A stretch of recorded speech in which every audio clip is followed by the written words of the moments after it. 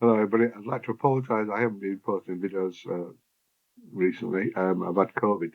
I got it bad in 2021. I've got it bad again. So I'm just getting over it now. It's a bit breathless. Here you go. This is a video for you now. Thank you.